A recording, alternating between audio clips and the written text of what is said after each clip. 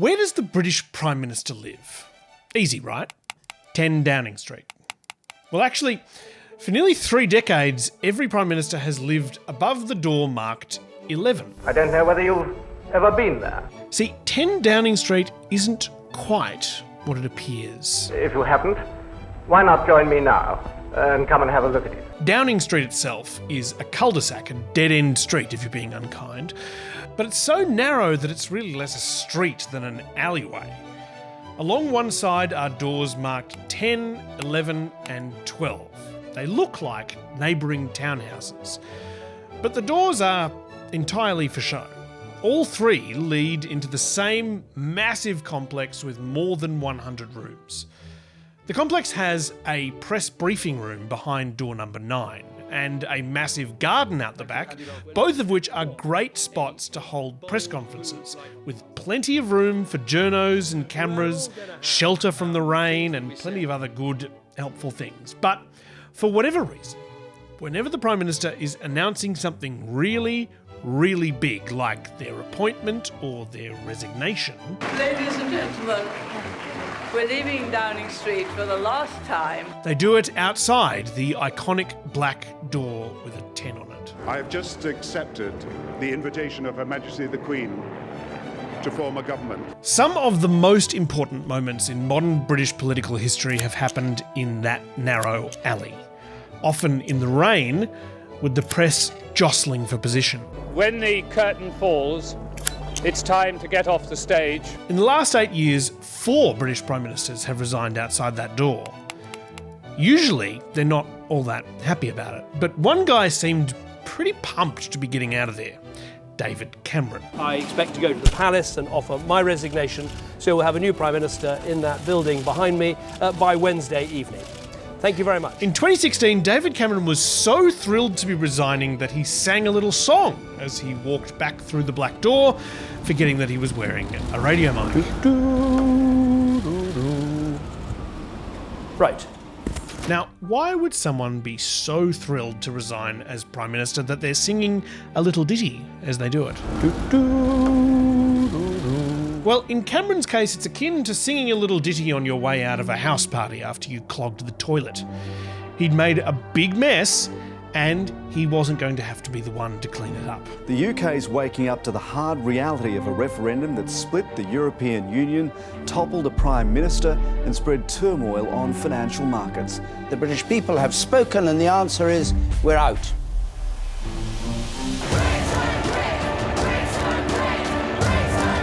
The dawn is breaking on an independent, united kingdom. Brexit means Brexit. Order! This Parliament is a dead Parliament. It should no longer sit. This Prime Minister to talk about morals and morality is a disgrace. The time is coming, Mr. Speaker. There's still confusion and very little information in a country split down the middle. I feel like they voted based on lies. Boris, you're a liar. The buck stops here.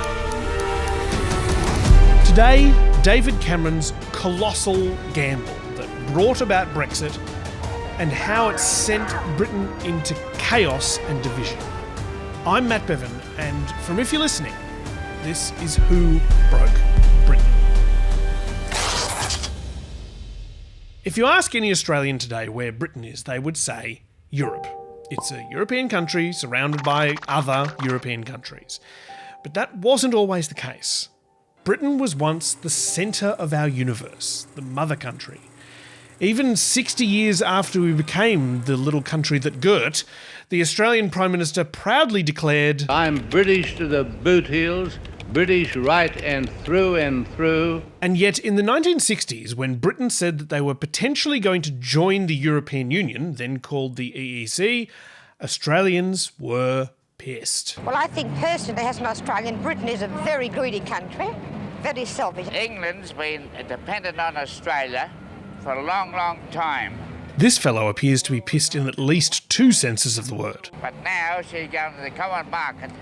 She didn't care a damn about Australia or anything else, or in the colonies. Now, why were these Australians angry about something that might happen on the other side of the world? Well, it's all about trade. For the previous couple of centuries, the British Empire primarily traded with the colonies. Britain was the factory, and the Empire was the farm and the mine. It worked in Britain's favour. Labour, land and resources were much cheaper in the colonies than in Europe. But once those colonies became nations, they started demanding better rates. So Britain started buying local. By 1960, Britain was trading as much with Europe as it was with its former empire, so it decided to cut the cord and join the EEC, where you could buy and sell goods to European countries with no taxes or tariffs. We want wholeheartedly, genuinely and sincerely to become a member of the European Common Market. This was, according to both sides of British politics, great for the UK. Now this is important for economic reasons for the country as a whole.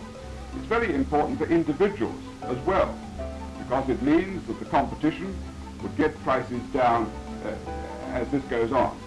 Although, it did mean that they had gone from being the centre of the universe to being part of a kind of a co-op with their neighbours. 2 years after the UK joined the EEC, a national referendum was held, Britain's first, basically to check whether the public was okay with the whole thing. In the campaign, some argued that Britain should go back to trading with the old empire. Others said that argument made no sense. A Europe without Britain, like a Britain without Europe, would be both weaker and less prosperous. It sounds familiar, doesn't it? The electorate voted 2-1 to remain in Europe. From the moment that Britain joined the European Union, there have been people who wanted to turn around and leave. You want to be citizens of a European Union? For 50 years, leaders in both major parties found themselves repeatedly having to defend the EU. It is time to take on those who believe if we are pro-British, we must be anti-European. More than 50% of our trade is with Europe, 3 million jobs depend upon it. We don't want Britain to be on the sidelines when the security and the prosperity of Europe are being decided. The EU was a really convenient donkey on which to pin any problem that you might have, even problems that weren't necessarily the EU's fault. Britain's farmers became sick and tired of dealing with strict European regulations. Britain's manufacturing jobs began to disappear and were replaced with jobs in finance, tourism, IT, logistics, healthcare and government administration. For many Britons, these are hard times. With little immediate prospect of industrial growth, the number of jobless is unlikely to dwindle in the near future. Ever since the 70s, the polling company Ipsos has been tracking support for leaving the EU. I spent an afternoon making charts trying to figure out why support for leaving the EU seems to go as high as 70% at times and then plummets as low as 29% at others. Finally, I found a stat that seems to explain it.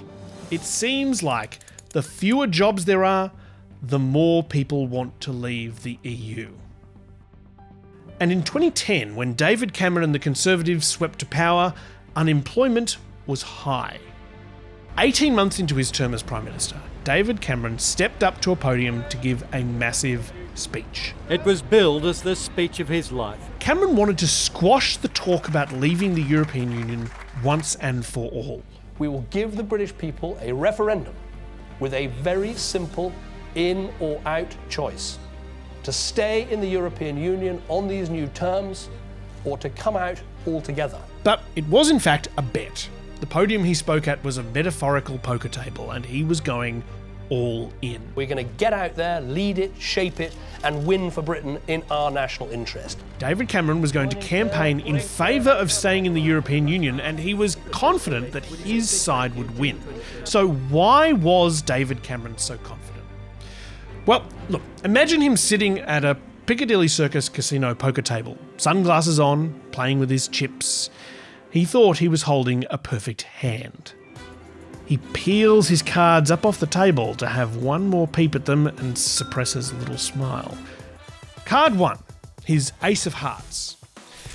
The guys leading the push to leave the EU were, in Cameron's view, a bunch of fruitcakes and loonies and closet racists, mostly. The UK Independence Party, UKIP, had performed well in local and European elections and had spooked some Conservative MPs. But their leader, Nigel Farage, was roundly dismissed by David Cameron as a clown. UKIP's leader, Nigel Farage, is adept at creating headlines for the cause. This is how he welcomed the European Council's president, Herman Van Rompuy. You have the charisma of a damp rag and the appearance of a low-grade bank clerk. And the question that I want to ask, that we're all going to ask, is who are you? Cameron thought that a referendum would kick Nigel Farage to the curb. Card 2, the Ace of Diamonds, was the Parliament itself. 3/4 of MPs, including the opposition leader, were staunch Remainers. Card 3, his Ace of Clubs, was his own record on referendums. In 2011, Cameron had led a campaign against changing the UK's voting system and confounded pollsters by winning the referendum. It seems David Cameron has done a good job of making the electorate believe that preferential voting, the system Australia's used for 80 years, is just too complicated. Besides, referendums, globally, usually enforce the status quo, particularly if the ramifications of what people are voting on are unclear. If you don't know, vote no. Card 4, Cameron's Ace of Spades, was the fact that the entire global community, basically every world leader, every European news outlet and most American ones, were on his side. When Obama's backing you, how can you lose? Well, at least that's how people felt in 2013. So, 4 of a kind, a very strong hand. Cameron went all in. But little did he know that the Leave campaign would put together an unlikely hand of their own. They look like smaller cards, but lined up, they make a straight flush. Their first card, a 2 of Spades. In 2015, the Labour leader, who was a staunch Remainer, was replaced with Socialist MP Jeremy Corbyn, who had a long history of Euroscepticism. We have a European bureaucracy totally unaccountable to anybody. Though Corbyn campaigned with Remain, he was accused of only doing it half-heartedly. They're seething over his lacklustre sales job to convince Labour voters to stay in the EU. Vote to Remain in order to defend investment, defend jobs, defend workers' rights. Card 2, the 3 of Spades, was the surprising rise of nationalism and anti-immigrant sentiment throughout the country. You can go to whole parts of London now and you will not hear English even spoken. It's about time we started putting the interests of British workers and British families first. Now, that one could say, I'm a racist. Are you? Absolutely not. One more time! We want our country! Card 3, the 4 of Spades, was this guy. Boris Johnson is an excellent retail politician. Fond of silly stunts, he has broad political appeal. Alexander Boris de Pfeffel Johnson, who became internationally famous as Mayor of London during the 2012 London Olympic Games. Can you get me a rope? Get me a rope, okay? He had in the past been a supporter of the European Union, but 4 months before the vote, he announced his intention to campaign vigorously for Leave. They say the EU, it's crap, but we have no alternative. Well, my folks, I'm afraid we do have an alternative. He was very famous, charismatic, and a great campaigner. A huge boost to the Leave camp. It is the biggest stitch-up since the Bayeux Tapestry. Many thought that he was cynically using it as an opportunity to try and become Prime Minister, which he denied. My chances of being Prime Minister are about as good as being reincarnated as an olive. Next, the 5 of Spades, was Johnson and Farage's willingness to lie. It is paradoxical, inconsistent, incoherent that we are being urged every week to send £350 million of our taxpayers' money to Brussels. See, that wasn't true at all. What I'm concerned about is that people are being told things that aren't correct. But the card that tied it all together, the 6 of Spades, was something that also helped Donald Trump to victory a few months later. The uncontrolled wave of disinformation on Facebook and Twitter, pushed by groups both inside and outside the UK, where uninformed voters were told a vote for Remain would lead to increased terror attacks and increased immigration. The campaign managed to do something unexpected, make leaving the European Union seem like a return to status quo. even though the empire is long gone. A 2, 3, 4, 5 and 6 of spades. Individually, the cards are virtually worthless, but together they make a straight flush, which beats David Cameron's hand at any poker table in the world. This means that the UK has voted to leave the European Union. We've got our country back. The 52% of Britons who voted for Brexit were concentrated in areas hit hard by the loss of manufacturing jobs. Areas with lots of people who felt left behind by the modern British economy. They were concentrated in areas hit hard by the Conservative government's austerity cuts. There was also a concentration of Leave votes among Britain's most wealthy, who were financially secure enough to ignore the doom and gloom economic predictions made by the Remain campaign. It was demographically bizarre and took pollsters and politicians alike by surprise. For the politicians, the prospect of actually removing Britain from the EU was daunting. It was a massive, nation-altering policy that the government itself opposed. It was a recipe for political chaos.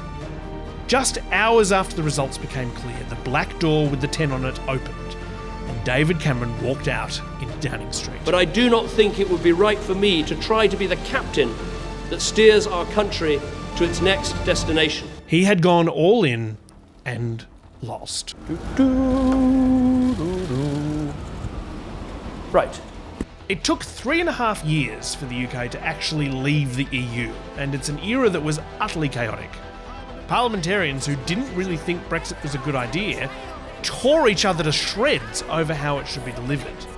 There were 2 snap elections. Parliament was shut down for a while. Boris Johnson was reincarnated as an olive. It was total madness. Think of another word. Deadlock, gridlock, roadblock.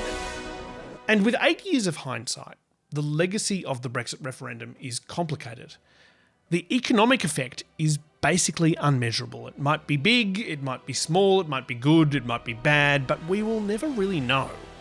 Because on the day that the UK finally left the European Union, on the 31st of January 2020... It will become official at 11 p.m. GMT. That's midnight Brussels time and less than 12 hours from now. Yeah, this happened on the same day. The UK has tonight confirmed its first cases of the coronavirus, with 2 people of the same family testing positive. Within weeks, the entire country would be in lockdown. Any semblance of austerity policies were abandoned, and economic indicators were off the scale. So, who really knows what Brexit did? But what we do know is that the political turmoil of Brexit left Britain underprepared for the nightmare that was on their doorstep. And that story is next on Who Broke Britain.